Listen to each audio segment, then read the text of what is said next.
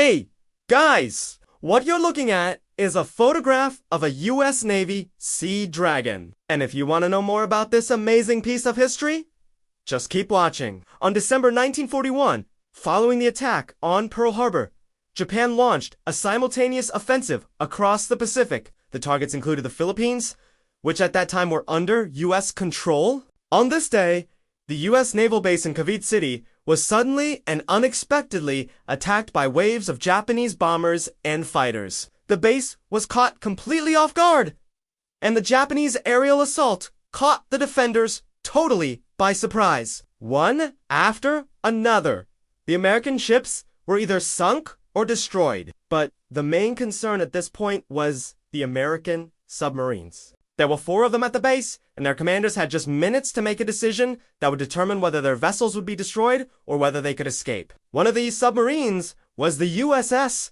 Seadragon. At the time, she was in ordinary time, undergoing repairs and awaiting a new propeller. She was moored at the northern end of the main ship's berth, alongside the USS Canope. When the submarine's commander, Chester W. Nimitz Jr., heard the first explosions, he immediately ordered his crew to dive and get out of the harbor as quickly as possible. He knew that the 12-inch guns from the Japanese battleships anchored outside the entrance to Manila Bay were capable of reaching the base, and if they were fired upon, there would be no place for them to hide. Seadragon had just completed her overhaul and her diving tests, and was carrying a full load of torpedoes, oil, and ammunition.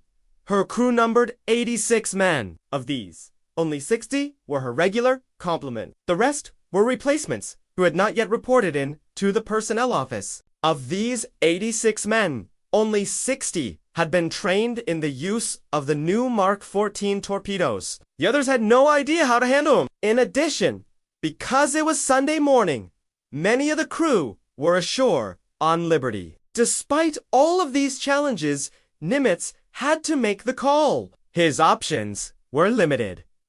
He could either stay in port and wait to see what happened, or he could try to get out.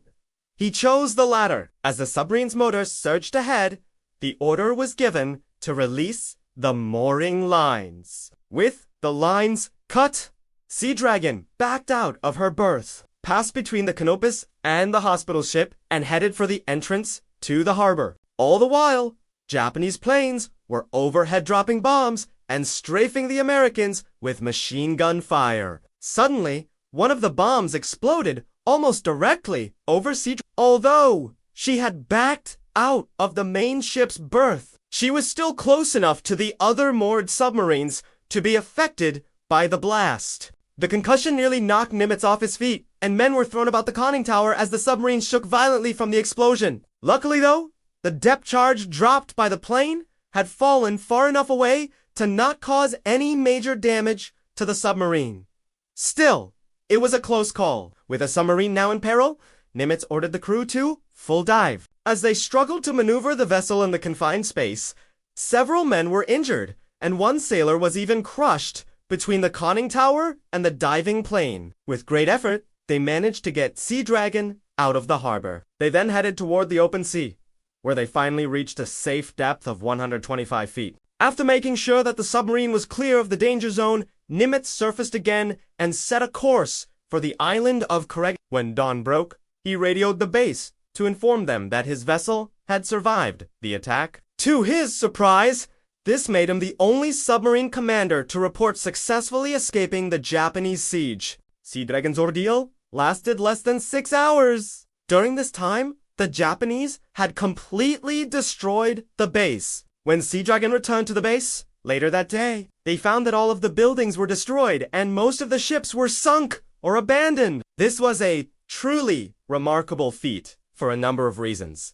First, the Japanese had a numerical advantage both in the air and on the ground. Second, the element of surprise was completely on the Japanese side. Third, the US forces at Cavite were caught totally off guard, and the element of surprise was completely on the Japanese. Fourth, the US forces were also handicapped by the fact that they were not at full strength. Many of the sailors at Cavite were on shore leave, and the base was short-staffed. Finally, the US forces were also hampered by a lack of communication. The telephone lines to Manila were cut, which made it impossible for the base to get any warning of the impending attack. These factors should have made it impossible for Seadragon to escape. But thanks to the quick thinking of her crew, she did just that. Now, we'd like to hear from you.